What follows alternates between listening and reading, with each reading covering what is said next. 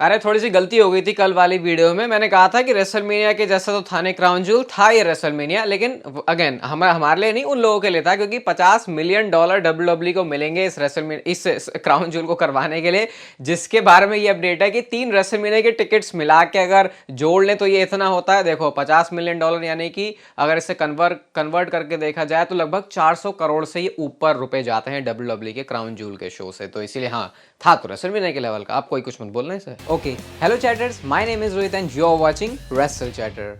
Welcome है guys आपका voice of wrestling के एक और नए एपिसोड में। We are officially on the road to survivor series और सबसे पहली अपडेट है अगेन सीएम पंक के बारे में।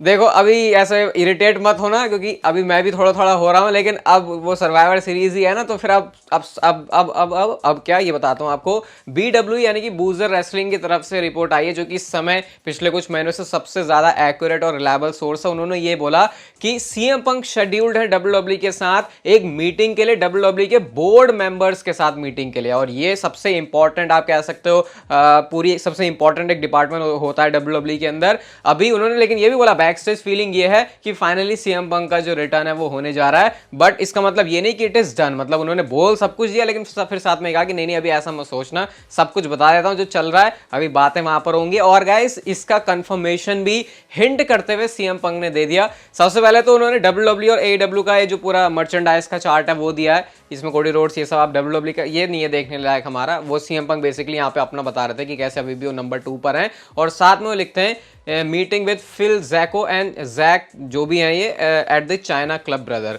अब यहाँ से जो चीज़ मुझे पता चली वो ये है कि इस जगह को ऐसा बोला जाता है पास में, जैसे डब्ल्यूडब्ल्यूई का एक इलाका होता है ना कि हाँ यहाँ पे बहुत सारी चीज़ें, जैसे डब्ल्यूडब्ल्यूई का परफॉर्मेंस सेंटर, जब वहाँ पे कोई विजिट करता तो मतलब क्या होने वाला है। तो ऐसी ये एक हॉट स्पॉट है डब्ल्यूडब्ल्यूई की मीटिंग के लिए। तो यहाँ पे इनडायरेक्ट वे में सीएम पंक ने इस बात को अपनी इंस्टाग्राम की स्टोरी से कंफर्म किया। और गाइस, सीएम पंक ने एक और स्टोरी डाली जहाँ पर वो लिखते हैं everything is going to be fine. और सीएम पंक के चाहने वाले सबसे ज्यादा उनको डब्ल्यूडब्ल्यूई से ही जानते हैं, और उस बारे में अगर वो इंस्टाग्राम पर ऐसी स्टोरी डाल रहे हैं या उनके फैंस के लिए डाल रहे हैं तो फिर इसका किस तरीके से मतलब लेना चाहिए, ये बात आपको अच्छे से समझ जानी चाहिए। मैंने तो बोल ही दिया ऑलरेडी अपनी तरफ से, 99.9999% सीएम पंक का रिटर्न कंफर्म है। सर्वाइवर सीरीज में ही लग रहा है मुझे, क्योंकि पहले मैं ऐसा सोचता था कि क्या पता नहीं होगा, लेकिन अगर रोमन रेंस भी सर्वाइवर सीरीज वर्क नहीं कर रहे और इतना बड़ा डिसीजन डब्ल्यूडब्ल्यूई ने अपने टॉप 4 के प्रीमियम लाइव इवेंट के लिए लिया है, तो फिर ये कुछ सोच समझ के तो जरूर लिया होगा। डब्ल्यूडब्ल्यूई के 2023 के मर्चेंडाइज सेलर की अब बात कर लेते हैं। रोमन रेंस का लिस्ट में नाम नंबर 6 पर था, मैंने आपको बताया था,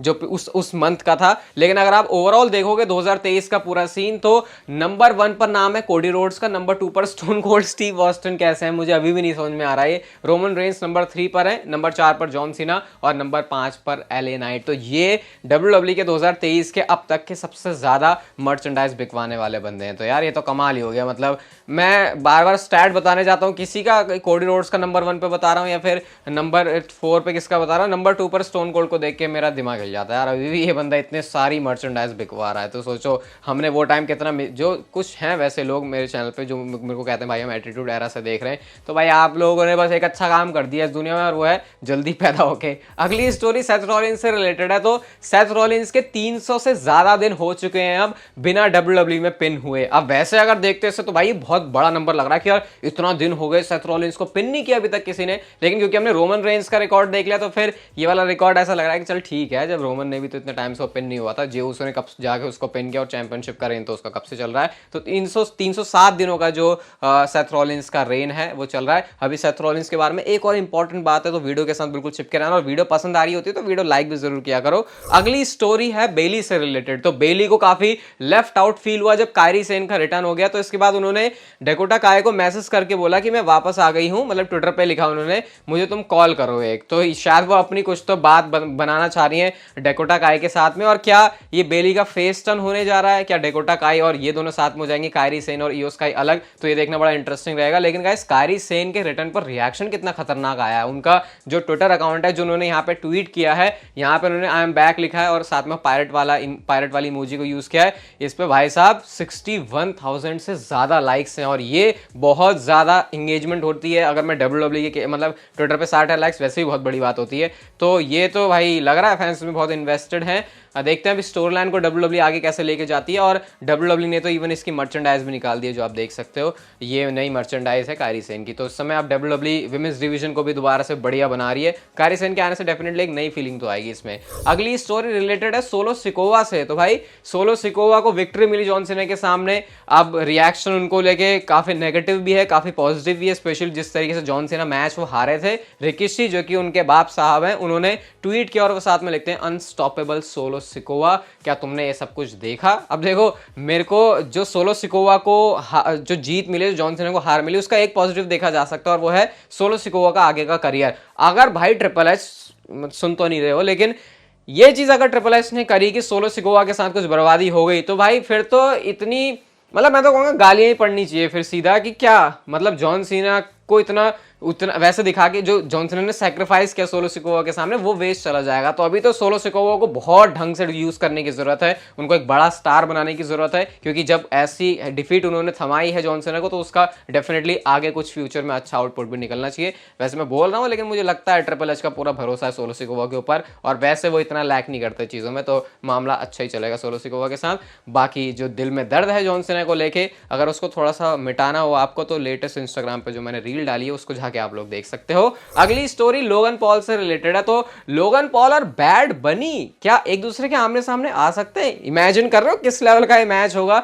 लोगन पॉल से जब पूछा जाता है इसके बारे में, तो ये कहते हैं कि यार ये चीज मैं ट्रिपल एच के ऊपर ही छोड़ता हूं, और साथ में उन्होंने ये बोल दिया कि बैड बनी थोड़ा सा दूर ही रहना, क्योंकि हम जब बनीज हैं वो ब्रेकफास्ट में खाते हैं। तो ये लोगन पॉल ने बोल के छेड़ तो दिया है बैड बनी को। अब अगर फ्यूचर में जाके WWE इस मैच को बनाती है, तो सोचा स्टोरी लाइन तो अभी से ही है कि क्योंकि लोगन पॉल ऐसा बोल चुके हैं बैड बनी के बारे में। लोगन पॉल के बारे में ये भी मैं आपको बताता हूं कि वो ऑफिशियली अब स्मैकडाउन के सुपरस्टार बन चुके हैं, क्योंकि उनके पास जो चैंपियनशिप है वो आ चुकी है। तो अब उनको लिस्ट भी कर दिया WWE ने एज स्मैकडाउन सुपरस्टार, और उन्होंने बोला भी वो रेगुलरली अपेयर होंगे, तो उनकी तरफ से आप लोग काफी सारी अपीयरेंसेस भी एक्सपेक्ट कर सकते हो। अगली स्टोरी रे मिस्टीरियो से रिलेटेड है। तो रे मिस्टीरियो चैंपियनशिप तो हार गए, अब फिलहाल उनका फ्यूचर थोड़ा सा ऐसे लग रहा है, अब क्या करेंगे वो डोमिनिक के साथ, क्या फिर से कोई स्टोरी लाइन चलाएंगे? तो गाइस एक बड़ा इंटरेस्टिंग चीज की है रे मिस्टीरियो ने, जो कि इससे पहले कभी भी नहीं की थी। 1975 में जब से ये यूएस चैंपियनशिप इंट्रोड्यूस हुई है, कभी भी ऐसा नहीं हुआ कि जो सुपरस्टार चैंपियनशिप जीता और चैंपियनशिप हारा वो यूएस के बाहर था, यानी कि यूएसए के बाहर था।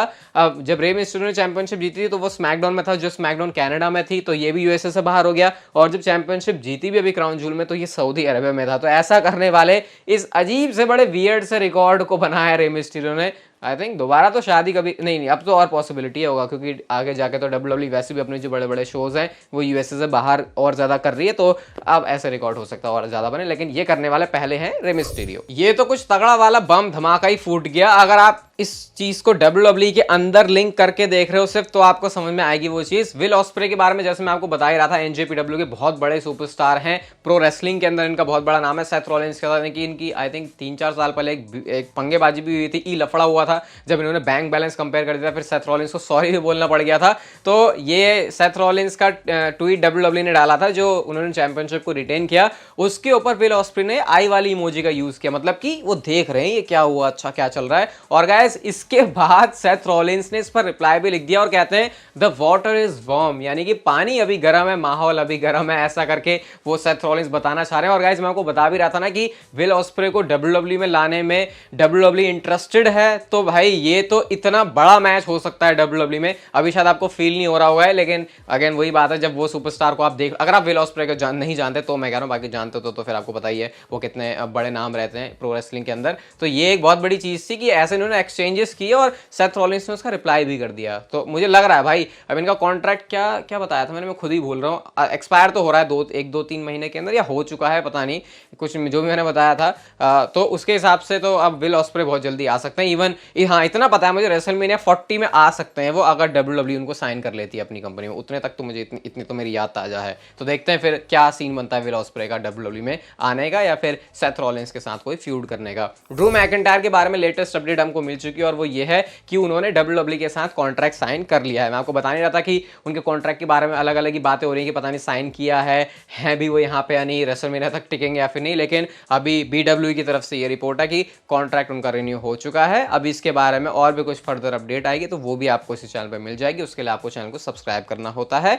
अगली स्टोरी जॉन सीना से रिलेटेड है। तो ये तो मैंने आपको कल वाली वीडियो में बता ही दिया था, सर्वाइवर सीरीज वॉर गेम्स को WWE ने ऑफिशियली अनाउंस कर दिया है क्या जॉन सीना उसका पार्ट होने वाले हैं या जॉन सीना की यहाँ पे छुट्टी हो चुकी है? ये रिटायरमेंट वाली चीज़ तो मैंने आपको ऑलरेडी पिछली वीडियोस में क्राउन जूल वाली में भी और क्राउन जूल के बाद जो मैंने वीडियो बनाई थी दिन में उसमें एक्सप्लेन कर दी थी अच्छे से। तो इसके बारे में ये सीन है कि WWE ने उनको डिस्कस किया था कि सर्वाइवर सीरीज के वॉर गेम्स में रखना है।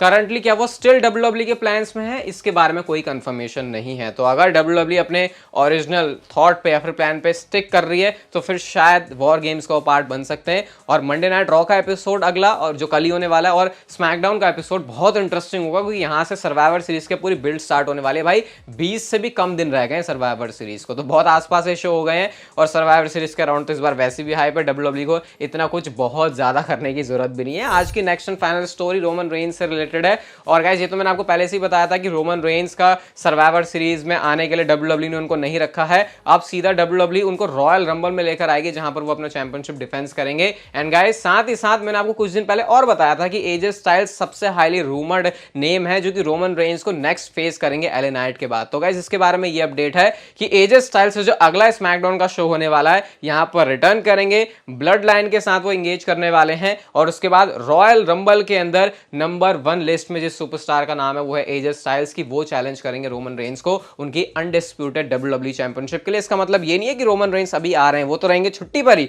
लेकिन ऐसा हाईली पॉसिबल है कि रोमन रेंज के ना आने तक तब तक वो ब्लड लाइन के बिजनेस के साथ डील करेंगे। एंड देन उसके बाद जो मैच है वो होगा रोमन रेंज और एजे स्टाइल्स का एट रॉयल रंबल WWE के करंट प्लान्स के हिसाब से। अगर आप WWE की वीडियोस के साथ साथ क्रिकेट को भी एंजॉय करते हो तो आप लोग क्रिकेट चैनल पर हमारी जो वर्ल्ड कप की सारी वीडियोस आ रही हैं उसको भी देख सकते हो, स्क्रीन पर आ भी रही होगी। ये वीडियो गाइस अगर आपको अच्छी लगी तो इसे लाइक शेयर सब्सक्राइब और नोटिफिकेशन बेल को ऑन कर दो। And I will see you guys in my next video.